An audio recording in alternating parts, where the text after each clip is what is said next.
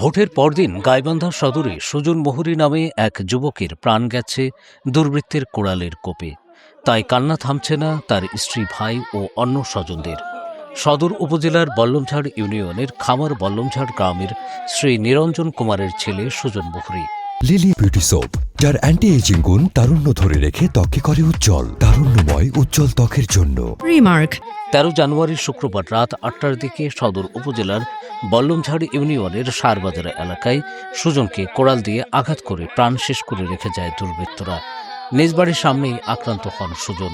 সেখানে তার নিঃশ্বাস শেষ হয়ে যায়। দুর্বৃত্তরা যাওয়ার পর বলতে গেলে স্ত্রীর হাতের উপরই মারা গেছেন সুজন। তাই তার স্ত্রীর আহাজারি থামছেই না।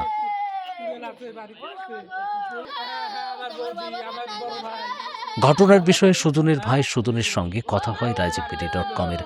ঘটনার বর্ণনা দিতে গিয়ে তিনি বলেন, কোড়ালটি তার ভাইয়ের মাথায় গেঁথেছিল।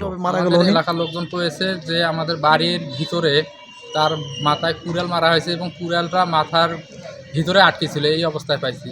এবং আমরা সন্দেহ করছি যে নরেশে এই কাজটা করতে পারে। কেন করতে পারে?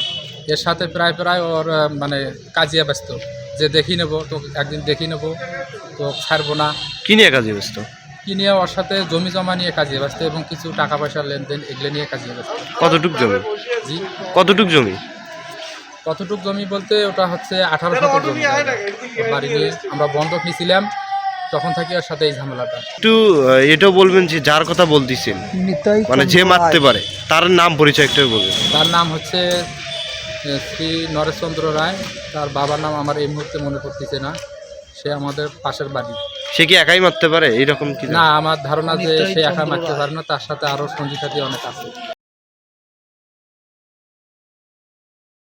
লিলি বিউটি সোপ, যার অ্যান্টি এজিং গুণ তারুণ্য ধরে রেখে ত্বকে করে উজ্জ্বল, তারুণ্যময় উজ্জ্বল ত্বকের জন্য। রিমার্ক